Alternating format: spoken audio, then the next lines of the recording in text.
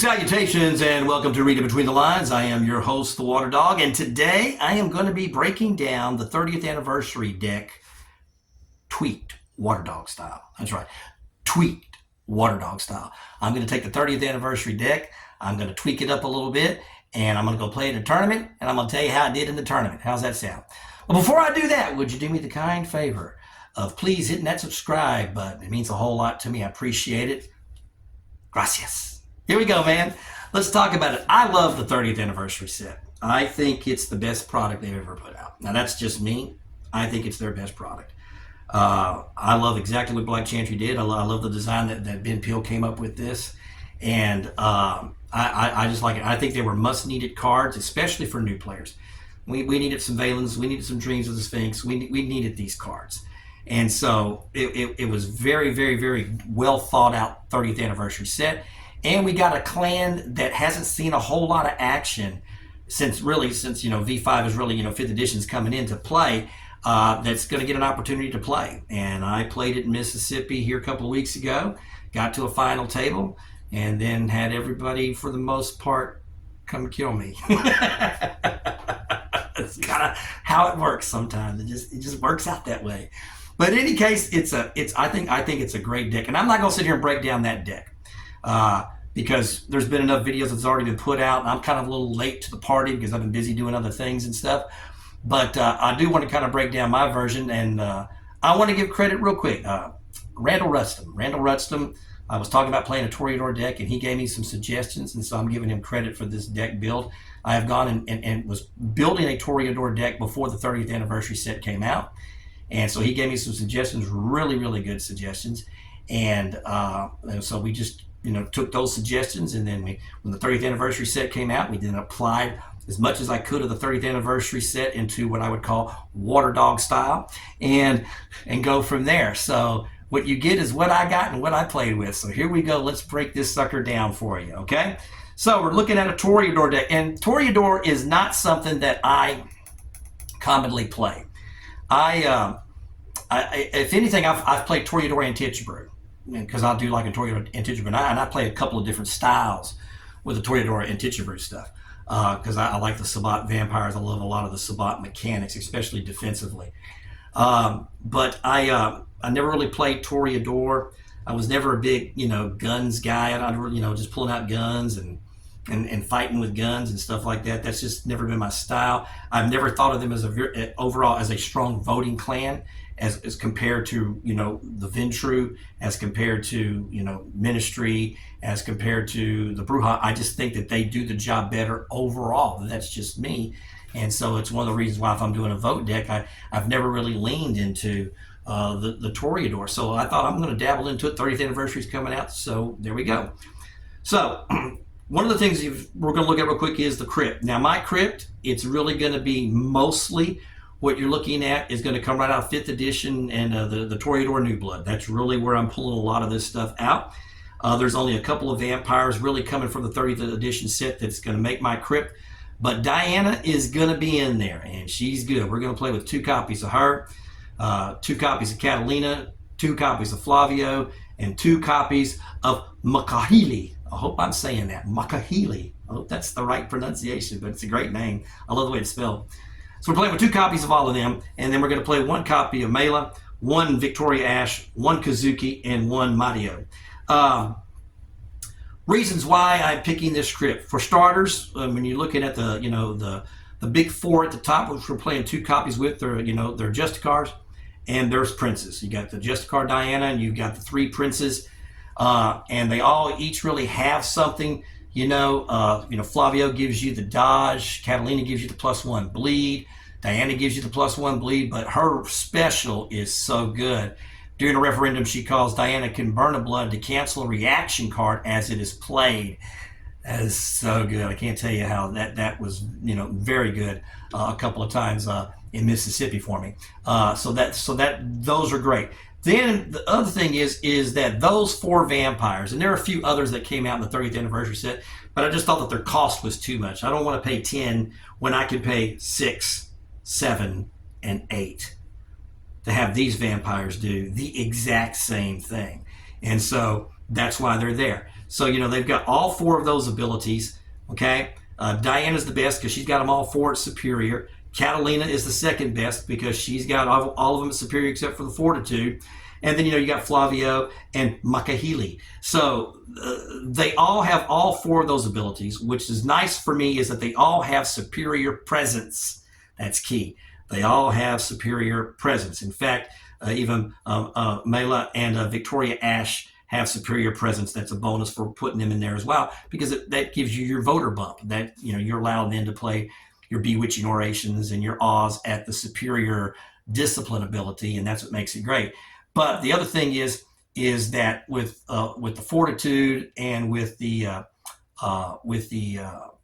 celerity, you're able to, you know, then get into some extra unlock cards to play for your vampires, and so you're able to do multi-actions. You're able to do more than just simply one action. You can do a couple actions per turn with some of these guys, and so that's what makes it really, really good as well. Mela's ability, during your turn, you can discard a political action card to give a minion you control +1 stealth for the current action. Really good ability. And so it doesn't matter. I could be wrong, but I don't think I. But of course, I have been known to be wrong. Doesn't matter if she's locked or not. You can discard that card, and you can then play action card to give a minion you control +1 stealth for the current action, which is really, really good. So that's why if she's Toreador Grand Ball, you can use that ability. But she's got the superior aspect, so she's good for bounce, and then she's got the presence to help you vote. Victoria Ash, the main reason for her is she's got the superior presence, but she's also got the +1 bleed. So when you get late in the game and you have to get those extra bleeds across, having Victoria Ash, having Diana, having Catalina, all 3 of those vampires have a +1 bleed. So you're more likely going to have one of those vampires on the table to do a plus bleed damage, which helps. Kazuki and Mateo are just simply fodder. They are fodder for basically Toreador Grand Ball or fodder to block. That's really what they are, but mainly designed for Toreador Grand Ball. That's why they're there. They're low caps. They're just, you know, going to cost you 2 pull. Boom, get them out there, rock and roll. All right, so that's the Crypt. That's the Crypt breakdown. That's the main reason why I want to be able to play these 4 guys. These princes aren't going to cost me as much as, you know, as some of the princes and stuff in the 30th edition. I do think they have 1 8 cap, if memory serves me correct. But the Prince of Paris is a 10 cap. Love the Prince of Paris, and he's got a great special. But it's just a little bit higher than what I want to pay, and simply because I'm going to be playing Toreador Grand Ball to the max as much as I possibly can, then I think I'm going to be able to get my actions off and not have to worry about things too much on that end. So there you go. So let's go to the Master Cards. When it comes to the library, I'm playing a 90 card library. The thing that you might notice real quick is there are some substitutions of cards in there for me, but a lot of the cards that are coming in the box, I'm playing basically with the same library, just with a few adjustments here and there. So when you look at the Master cards, for example, the only Master card that I'm truly adding that you don't get out of the 30th anniversary is an Anarch Troublemaker. That's it. That's the only one. I add 1 Anarch Troublemaker right there, okay? And that's because you get the dual abilities with him. You can lock down a couple of minions, or if you need to get rid of a piece of equipment, you've got it for that too. And so that's nice. Art Museum, Toreador card, you got to have it. Camarilla Conclave is the new card. It's a great card because not only does it help you with votes, it also gives you a stealth. And so this is stealth number 1 now for Toreador as we go into stealth mode for Toreador Vampires. This is our first stealth card that we're looking at. Dreams of the Sphinx, of course. Elysium, the Palace of Versailles, that is for your extra votes. Once again, Giant's Blood. I'll say it again. Carl Schaefer told me to play with the Giant's Blood, and so I always play with the Giant's Blood. Thank you, Carl. There you go. Protected Resources. I originally had 3 in this deck. I moved it down to 2 because I just felt like there was going to be a lot of vote. There was going to be a lot of combat in Mississippi, which is exactly what it was.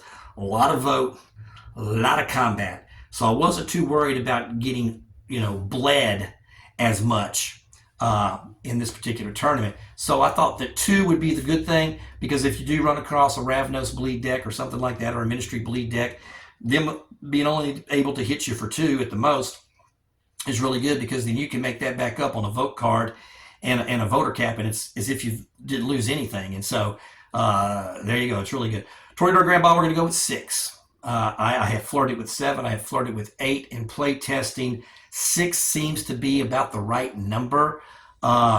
If I go back and do this again, I might jump up to 7, but 6 felt about right for the current meta that we were playing in. So I thought 6 was good.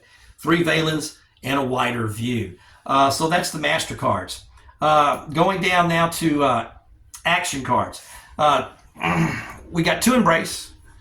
And that's to make baby vampires. That's to Toreador Grand Ball. It's also to have fodder out there on the table. Okay.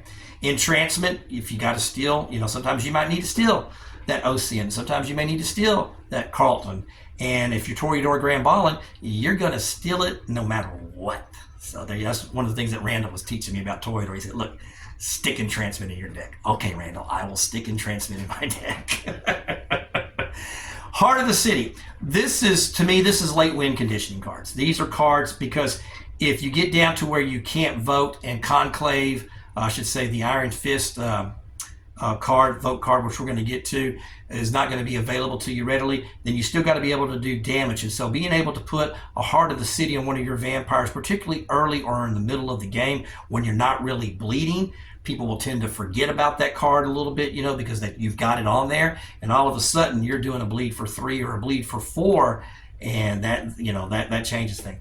Third progeny, third tradition of progeny, of course, make a baby vampire, a couple of them. Once again, you got a couple of small baby vampires in your crypt. You got a couple of little baby vampires here. If worse, you can always take Malia, Victoria, Ash, and you can simply use them to be the Grand Ball dancers. And don't forget that you can always Valen off the blood off of them if you need to as well, once you're Toreador Grand Balling and all that good stuff. So there you go. So that's your actions. Political actions. Now, I think of the political actions, the only one that did not come in that is the Anarchist Uprising, and that's because I like to have 2 of these cards, and I don't want them to be different, because if you get delayed tactic, then you draw the other one, then all of a sudden you do have the other one that you could then still call that turn. And this is going to be really good against things like Gangrel Walls. These cards are going to be good against Nefandus, that type of thing. So if you've got this, it's an ousting card. It literally is an ousting card. So it's one of the things that you've got to, and I've had it done to me, because when I've played Tiny Dominate, these are the cards that crushed my Tiny Dominate. Once again, I'm going to say thank you, Carl Schaefer. He's the one that did that to me. But you can get those votes off, and then you're doing the damage to all of those minions, for each minion you have in play. And so having the variety of having 1 of each is really, really good. A couple of banishments, which did come into play for me from time to time in that tournament. Camarilla's Iron Fist is the new card. Great card. It's something that the Camarilla needed to make them more viable. It's one of the reasons why we did. That card was all over the place, by the way. It was all over the place in Mississippi. Requires a title Camarilla Vampire, so even a Primogen can do it. Choose a Methuselah and allocate 5 points among 2 or more other Methuselahs. Successful referendum means the chosen Methuselah gains 1 pool, and each Methuselah burns 1 pool for each point allocated. And so you've literally got to have, 2 players at the table, 2 or more other Methuselahs, 2 other players. So you need 3 at the table in order to use this card. And so when you get heads up, the card is dead. And so that's one of the reasons why you want to have some things like Anarchist Uprising and Ancilla Empowerment and a couple of KRCs and a couple of parity shifts in your deck, simply because you want the ability to still be able to do some sort of vote damage as you go. But I didn't put a lot of vote cards. I've seen a lot of vote decks where they play with a lot of different vote cards. And the reason is I only really feel like I need to do maybe 1 vote, maybe 2 votes a turn if it falls that way. But 1 vote a turn, be patient, works. And, there's 15 vote cards right there. That's 15 vote cards. You have 2 KRCs, 3 parity shifts. That's 15 vote cards. That's a lot. That's enough. You don't need any more than that. If you run anything extra, I would say I might run an extra KRC, and I might run an extra parity shift. I can't think of another vote card that I liked. I did dabble with reinforcements, but I never used it. I mean, I play tested that card for a month, and I never really used it. So when you play test and you're discarding a card, get rid of the card. If you're always discarding the card in your playtest, get rid of the card because you're not playing it. So all it's doing is taking up space. And so that's kind of how I felt about reinforcements.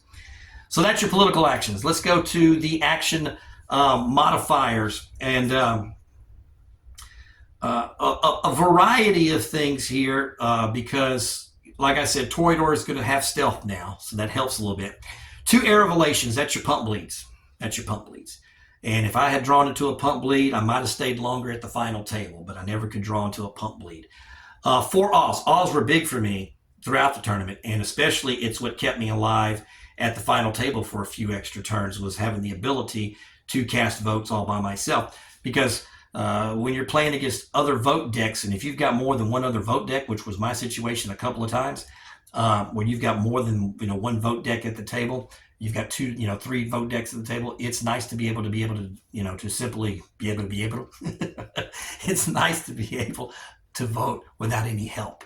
That you don't have to politic the help, and Awe does that for you. The only thing you have to worry about that is the delay tactics. So double check with your allies. Always double check with allies, because delay tactics kills you when you use Awe and you've spent all that blood. So that's the danger card. Delay tactics will crush you with that. Okay. Bewitching Oration. Once again, some extra votes. There's 2 of that. 4 Force March, 3 Freak Drives. That's your unlocks. Okay. And don't forget, with Force March at the superior both levels, that's another stealth. Okay. So now we're at stealth number 2 if you need it. Okay. Loop is the new card. Love Loop. Only 1 loop can be played each turn. Put this card in play. Toreador. Get +1 stealth. Burn this card at the end of the turn or after a Toreador performs a successful action. And so it stays in play if you get blocked. If you don't get blocked, then it goes away. But it's a way to get that extra boost of stealth. And so I got a couple of them in there. That's stealth card number 3. Then you go to Perfect Paragon. Perfect Paragon is the double use card. Once again, it's going to give you the votes, but also it gives minus intercept. And so in a way, that's stealth card number 4 for you right there. 6 voter caps. 6 voter caps felt about right. Maybe going to 7, maybe going to 8, but to me, it just seemed right. There were times I wish I would have drawn into 1. There were times I was like, why did I draw that? But 6 felt about right for the most part when it comes to this particular deck. So that's your modifiers. Going to reactions.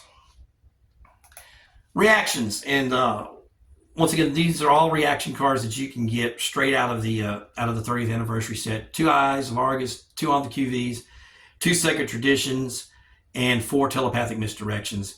All of that seemed about right for me. It just seemed about where it needed to be. Once again, if you uptick in any sort of area, then you kind of downgrade what you're trying to do, which is to get some votes off. And so this seemed about right. So it felt pretty good having that amount of reaction cards. Haven't only played it in 1 tournament, where you're playing it really seriously and not just casually play testing the deck out. Those seem to work for me. Combat cards. Charismatic Aura, it's a safety card. It keeps you, out of a grapple. It keeps you, protected to a certain degree with that. So it gives you a chance to, burn a blood to cancel a strike card. Okay. And so that's really, really good. The other thing then the second thing is it gives you strike combat ends. And so that's a combat ends. Majesty is your combat ends. That superior gives you the unlock. There's 4 of them. And then my favorite card, probably in the deck that was the most effective for me, was Torrent, because a lot of times I don't think the players see it coming. It's the only people I've really seen play this card is me and Sid. I haven't seen anybody else play a Torrent in the last year. And so but I like Torrent, and the fact that it is at the superior combat ends, that this vampire was blocked while performing an action, the action continues as if unblocked. And so it's your version of Celerity, Form of the Mist. It's a little bit more expensive, but when you got to get there, that's that's a way to, kind of stealth your way through. So the great thing that the 30th anniversary deck did is it really enhanced Toreador's ability to have stealth. And so you're able to get some actions off without having to rely solely on a grand ball. And so I think just putting a few of those cards in there, it helped me from time to time. It helped me get an action off here and there when I needed to, without having to worry about a grand ball. One of the things, I did see quite a bit, because grand ball hadn't been played a whole lot lately, is the fact people forgot they could burn it.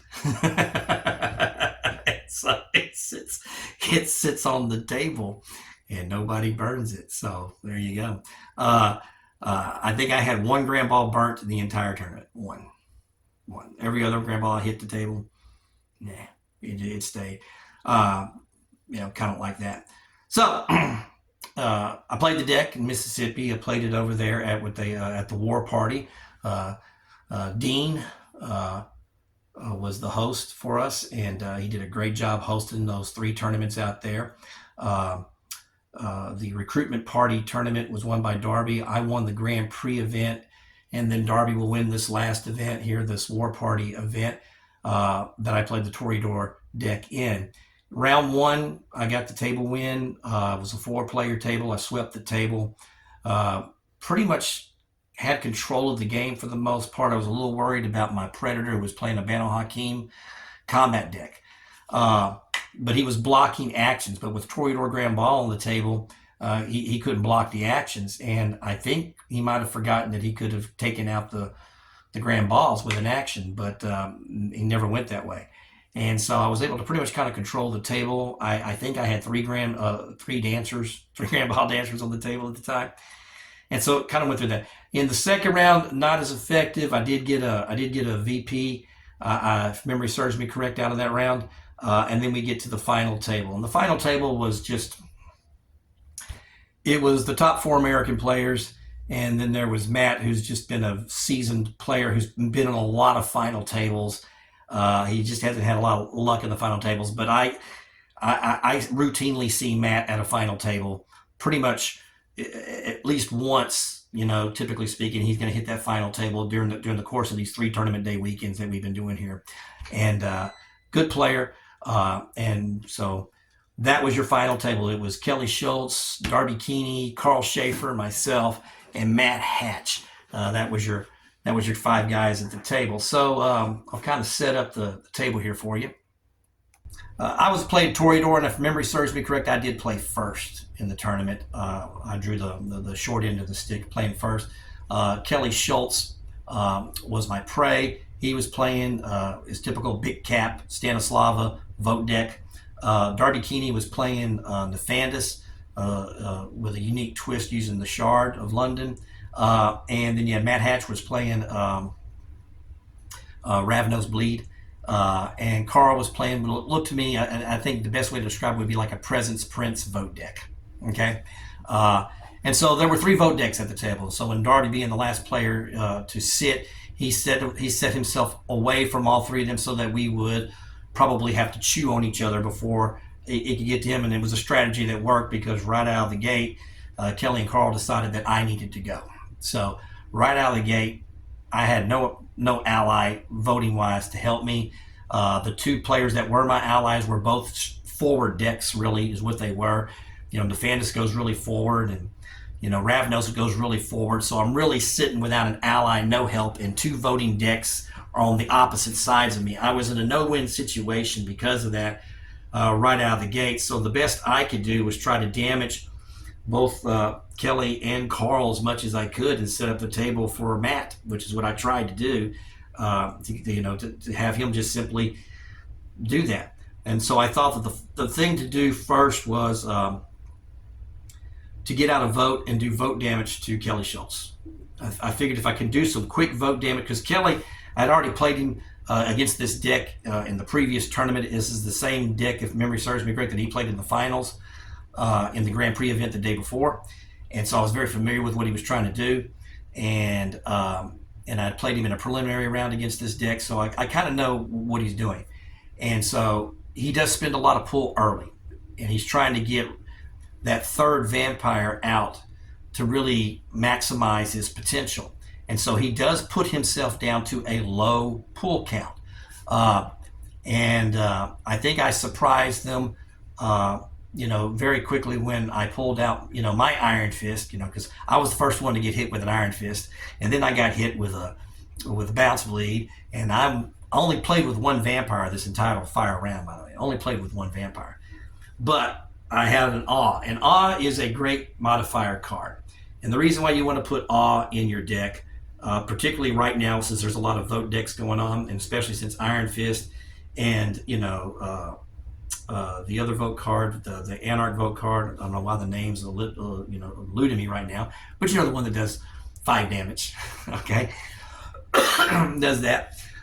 Those vote cards do a lot of damage, and so you're going to see a lot of them. And so having Awe, if you're trying to get your vote off, is going to be helpful, because you could spend that that blood and get those extra votes. And so I was able to take down the votes that Carl and Kelly would have had against me if I hadn't had Awe. And I was lucky to be able to draw a couple of Awes to modify some of my votes in that game, and that's really what kept me.